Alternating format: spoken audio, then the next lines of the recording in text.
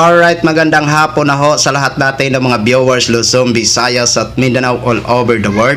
Welcome naman sa ating panibagong video, panibagong reaction, mga ka-action, mga kakampeng.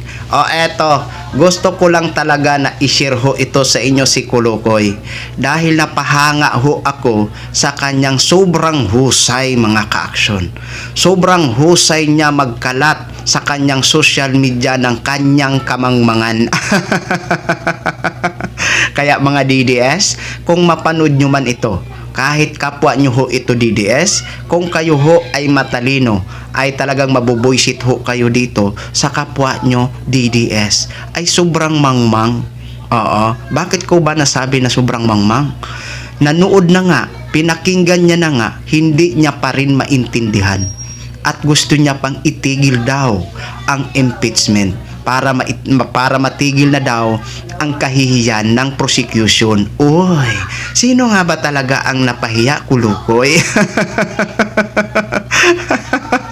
Oy, awatin nyo naman ito ha. Grabe, sobrang nakakahiya ho. Napakasimpleng intindihin, pero ang hirap niyang umintindi. At natatawa pa siya sa ginawa niyang kahihiyan sa kanyang social media. Ay nako, kaya kayo ho pinagsasabihan ng ilan sa ating mga kababayan na syunga-syunga, uto-uto, bio-bio, dahil pinapanood nyo na nga, hindi nyo pa talaga maintindihan at iba pa ang sasabihin nyo sa inyong social media account para ipamukha na nakakahiya ang prosecution. Pero sa totoo lang, kahit akong matalino ang isang DDS na manunood dito sa kapwa nyo DDS, masasabi talaga nila na napakamangmang naman ito, nanood na nga lang. Diyos ko, hindi pa niya pa maintindihan. Eto mga ka-aksyon, mga kakamping. Panoorin at pakinggan ho muna natin ito. Yung pera po ba'y tinanggap ni Colonel Lachiga para sa sarili niya? Hindi, Your Honor. Tinanggap po niya para ipamigay sa ibang tao?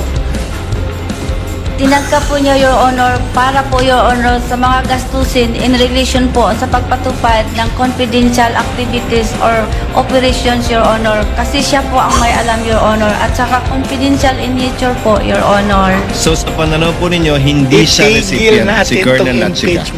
Yun po ang explanation ko sa iyo kanina, Your Honor. Hindi nga po siya recipient? Dili, Your Honor. Okay. Itigil na ang impeachment. Itigil na para mawalan yung kahihiyan ng mga prosecution sa mga pagmumukha ninyo. Kahit anong i-twist-twist nyo dyan, wala talagang problema ang pag-release ng pera. Mga buisit kayo. Yon mga ka-action, mga kakampeng, lalo na sa mga DDS, napakasimple ng tanong ni Presiding Officer Chis Escudero. Hindi niya makuha-kuha ang logic nito ni Kulukoy.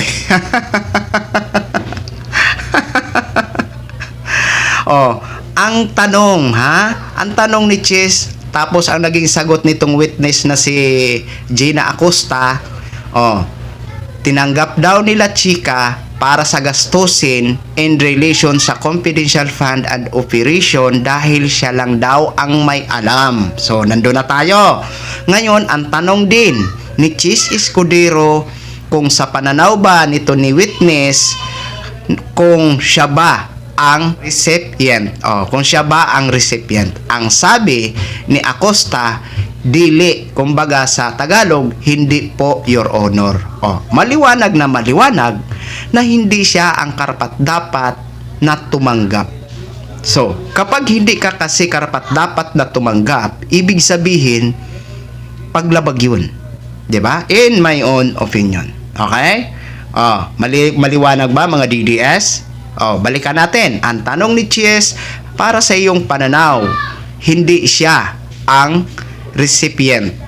Sabi ng witness na si Acosta, dili. Kung sa Tagalog, hindi, Your Honor. So, anong ibig sabihin nun? Hindi pala siya ang karapat-dapat na tumanggap nun. 'Di ba? So, dahil hindi siya karapat-dapat na tumanggap, in my own opinion, may paglabag. Okay? Ngayon, diyan naman sa mga ginastos daw in relation, no, sa confidential activities. Ngayon, ang tanong natin, 'di ba? Ang tanong natin, tama ba ang pinagkakagastusan? 'Di ba? Yan ang tanong natin. Dahil sa pagsusuri ng mga prosecution sa mga witness ng COA witness, no, lumalabas na may medical, may PODID. So, yun ang tanong natin, kung ito ba ay tama ba dapat ito ang pagkakagastusan. 'Di ba? Oh, kasi kung halimbawa inilipat mo ito sa ibang mga bagay na dapat itong confidential fund ay para lang po ito sa mga surveillance, etc. Basta related, dyan lang po dapat yan. Pero kung ito ay ipinambili mo sa ibang bagay, so ibig sabihin may paglabag talaga. 'Di ba? Oh, yan po mga ka-aksyon, mga kakampeng. Hindi lang nagigits nito ni Kulukoy. Paano nga magits mangmang nga eh?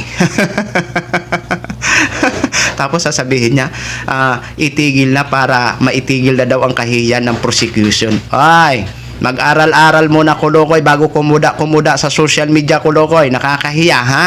O, yan lang ho mga ka-aksyon, mga kakampeng. Ginshare ko lang ho sa inyo yan. Maraming salamat ho sa ating mga viewers Luzon, Visayas at Mindanao all over the world. Ako po ang inyong lingkod, si The Action Man. Have a good day, everyone.